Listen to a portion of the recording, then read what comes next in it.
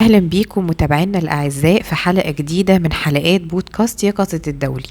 وزي ما حضراتكم شايفين على الشاشة ضيفنا النهاردة استثنائي، ضيف بيعبر عن احتفالية العالم بأسبوع السلامة الدوائية، وهتتكلم بلسانه دكتورة فاطمة عطية رئيس قسم اليقظة الدوائية بمستشفى المنصورة الدولي. أهلا بحضرتك يا دكتور. وعليكم السلام ورحمة الله وبركاته. أهلا بك دكتورة نرمين، وكل عام وانت بخير بمناسبة أسبوع السلامة الدوائية، وكل عام وجميع منسقي اليقظة الدوائية على مستوى العالم بصحة وخير يا رب دايما. وحضرتك بخير يا دكتور، ربنا يبارك في حضرتك يا رب. دكتور، زي ما حضرتك عودتينا ان عايزين بقى نعرف من حضرتك مزيد من التفاصيل حول احتفالية العالم بالسلامة الدوائية. عايزين بقى نعرف القصة بدأت منين. إن شاء الله هنعرف مع بعض النهاردة الموضوع وبداية الحكاية. بص يا ستي، الحكاية بترجع لعام 1957، يعني قديمة شوية، الموضوع بقاله فترة يعني.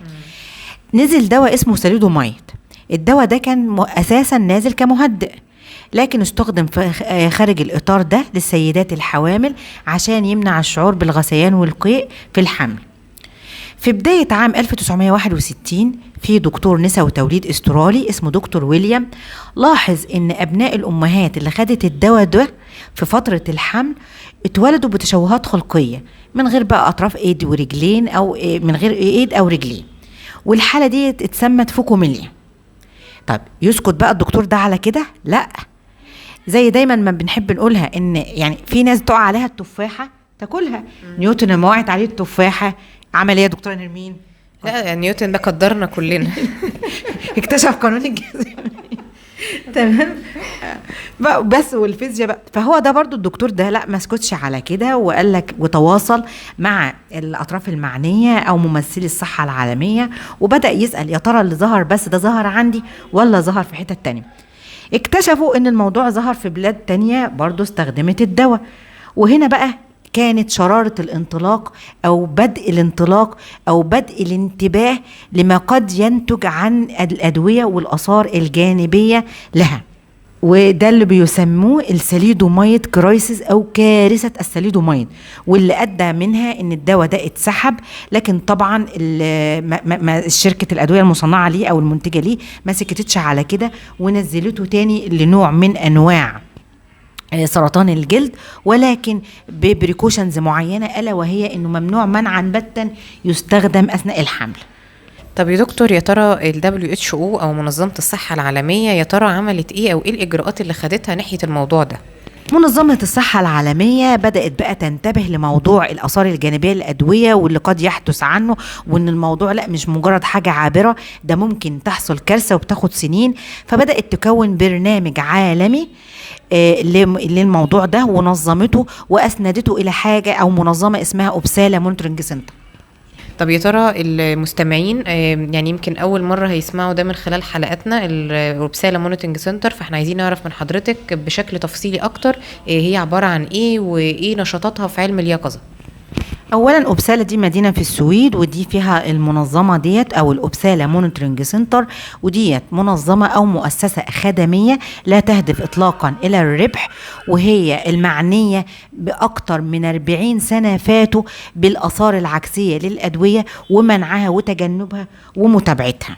وزي ما احنا شايفين في الصوره ان اكتر من 160 دوله مشتركين. بكل الفخر جمهورية مصر العربية أحد المشاركين في البرنامج ده، ومنذ بدايات كمان البرنامج.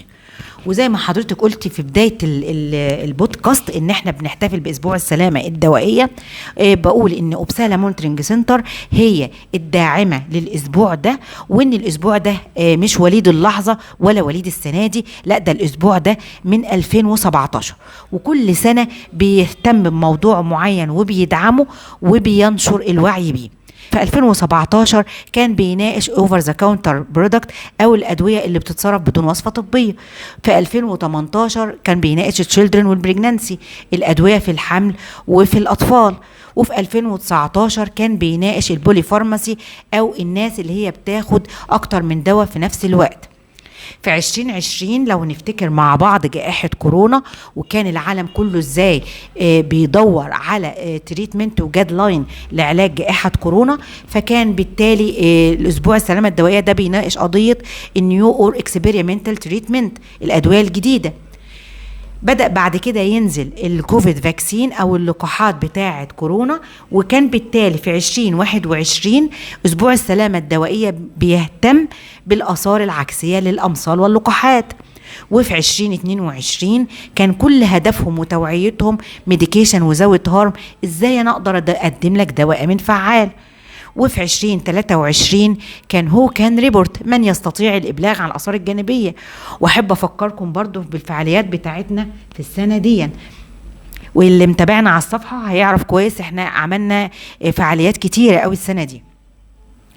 نيجي بقى للسنة دي 2024، وهي دورها اللي هو raising pharmacovigilance awareness في السوشيال ميديا، واللي بتبقى الهاشتاج بتاعها mid safety week on social media. كل الهدف بتاعها برضو نشر الوعي بأهمية الإبلاغ عن الآثار الجانبية واستخدام السوشيال ميديا في الموضوع ده.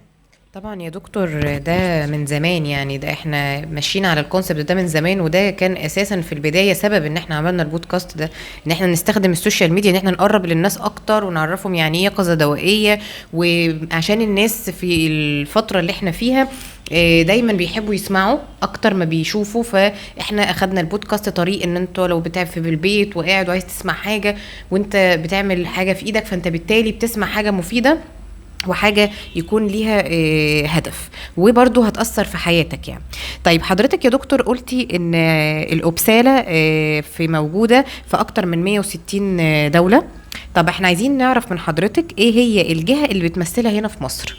الجهة المعنية في جمهورية مصر العربية واللي هي عضو في الأبسالة مونيتورنج سنتر وبتمثلنا هي هيئة الدواء المصرية.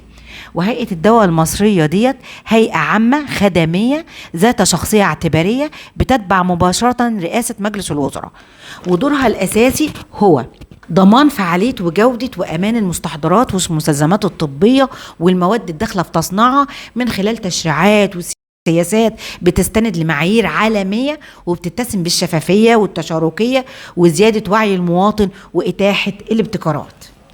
برضو يا دكتورة نرمين عايزة ألفت نظر متابعينا الأعزاء إن احنا بس في السوشيال ميديا احنا ما سكتناش على كده. احنا أول ما عرفنا ان السوشيال ميديا ودوره، احنا في مستشفى المنصورة الدولي عملنا استبيان عن كان هدفنا فيه قياس دور السوشيال ميديا وأهمية الوعي بيها، وعملنا الاستبيان ده وهتشوفوا حضراتكم اللينك، واللي حابب لسه يشارك معانا فيه عشان نشوف الناس بتقعد كام ساعة على السوشيال ميديا ويا ترى بتستخدمه في حاجة مفيدة، لأنه هو سلاح ذو حدين.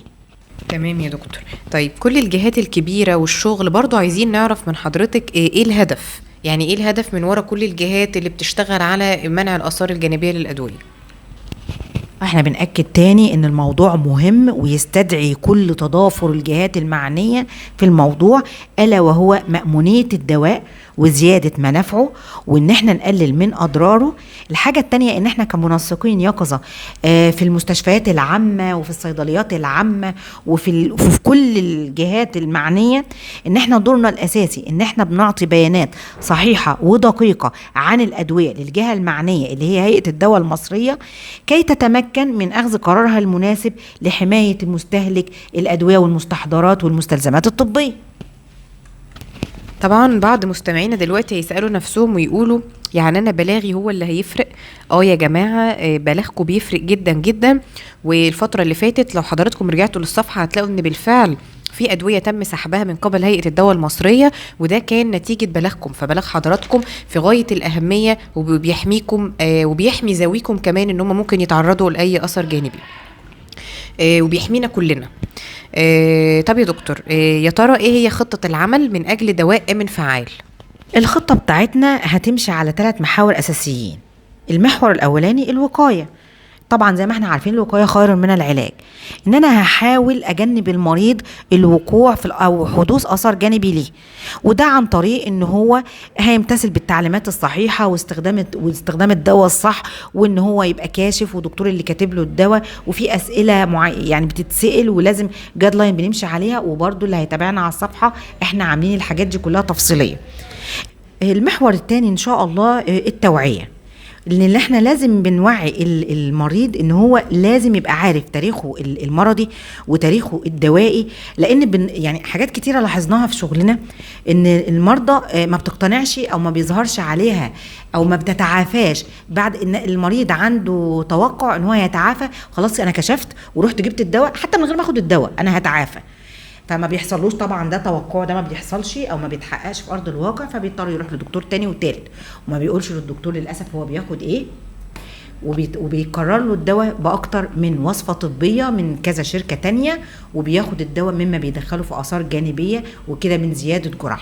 بالفعل يا دكتور، يعني انا ما بنساش المريضه اللي هي كانت بتاخد 3 ادويه للدهون، فما بقول لها ده ليه يا حاجه عشان راحت ل3 دكاتره باطنه، وكل دكتور طبعا كتب لها عشان ما يعرفش ان الدكتور اللي قبله كان كاتب، وهي ما قالتش، وبتاخد بقى الدواء كله على بعضه، وطبعا دخلت لنا بمشاكل من كتر الدواء اللي هي المكرر اللي عماله تاخده. فكانت دي برده مشكله بتواجه كتير فعلا من المصريين، اللي هي تكرار الدواء، لانه ما بيروح للدكتور مش بيبلغوا بالهيستوري او التاريخ المرضي او تاريخ الادويه بتاعه. تمام يا دكتورة نرمين، ده مش بس المفروض المريض يبلغ بالأدوية اللي بياخدها، لا ده لو ماشي على كمان أعشاب، زي مثلا يروح للعطار ويقول له انا عايز اعشاب تخسسني، اعشاب تحرق دهون البطن، اعشاب تهديني وتنيمني، لازم كل ده بيعرفه للدكتور المعالج بتاعه، على اساس ان في برضو تفاعلات بتحصل ما بين الادويه وما بين الاكل. وفي اعشاب بتزود الضغط، في اعشاب بتزود ضربات القلب، فلازم فعلا يكون قايل للدكتور عليه. تمام. احنا برضو الحمد لله في قسم اليقظه الضوئيه مستشفى المنصوره الدولي سعينا على المحور ده من بدري، وعملنا كتيب المتابعه وقدمناه هديه لكل مولود في المستشفى، وهتشوفوا اللينك بتاعه او على الصفحه بتاعتنا. ما اكتفيناش بكده، لا ده احنا عملنا سجل متابعه الدواء اثناء الحمل، وعملنا كمان سجل الأدوية أو سجل اللي هو تعدد الأدوية لحبايبنا كبار السن أو أمهاتنا أو أجدادنا، أو اللي عموما بياخدوا كذا دواء في وقت واحد، عشان كل حاجة تبقى متسجلة وياخد معاه السجل ده وهو رايح للدكتور بتاعه. المحور الثالث وهو ده اللي كلنا بنسعى جاهدين ليه، ألا وهو أهمية الإبلاغ والطرق المتاحة. أهمية الإبلاغ ببساطة بلاغك يحمينا كلنا. الطرق المتاحه للابلاغ الطرق كتيره، احنا دلوقتي منسقي اليقظه منتشرين في كافه انحاء الجمهوريه. طب مش عارف توصل عن طريق السوشيال ميديا، عن طريق الفيسبوك، عن طريق صفحاتنا على الفيسبوك، عن طريق الواتساب. طب مش عارف كل ده، هتخش على الموقع الرسمي لهيئه الدواء المصريه وهتختار الابلاغ عن الاثار الجانبيه للادويه. كل ده هدفنا في النهايه دواء امن فعال. طب يا دكتور فاطمة، تفتكري حضرتك في الرحلة الطويلة في معوقات بتقابلنا؟ أكيد، وعشان كده الجهود دي كلها معمولة عشان نتغلب على المعوقات دي. المعوق الأساسي اللي بيقابلنا في شغلنا كمنسقي يقظة هو قلة أو عدم الوعي بأهمية الإبلاغ عن الآثار الجانبية. الحاجة التانية، كل واحد زي ما حضرتك قلت يا دكتورة نرمين، أنا مالي، أو يعني أنا اللي هعدل الميلة، لا أيوة أنت بلاغك مهم وبلاغك له أثر إيجابي، وأنا بأناشد كل واحد بياخد اي ادويه وتحصل له اي مشكله لازم يبقى ايجابي ولازم يبلغ، ومفيش اي مسؤوليه قانونيه على اي مبلغ لاي اثار جانبيه، ولازم معلوماتنا عشان يبقى تقرير مظبوط او بياناته كامله، يبقى عندي مبلغ، يبقى عندي مريض، يبقى بكافة البيانات اللي انا اقدر اجيبها عنه، ويبقى عندي دواء، ويبقى عندي اثر جانبي. كده يبقى التقرير بتاعنا مظبوط، وتقدر الجهات المعنية تشتغل عليه ان شاء الله وتوصل منه لنتيجة تفيدك وتفيدنا. تسلمي يا دكتور. يعني في النهاية بشكر حضرتك على المعلومات القيمة جدا كالعادة، وكل عام وكل منسقي يقظة مصر في كل الأنحاء بخير، ويحفظ الله جميع مواطنينا الأعزاء من أي آثار جانبية للأدوية. وإن شاء الله انتظرونا في حلقة جديدة من حلقات بودكاست يقظة الدولي. شكرا دكتورة نرمين، وكل عام وكل لحظة وكل ثانية وإحنا بخير وصحة وعافية، ودمتم آمنين ودواء آمن فعال.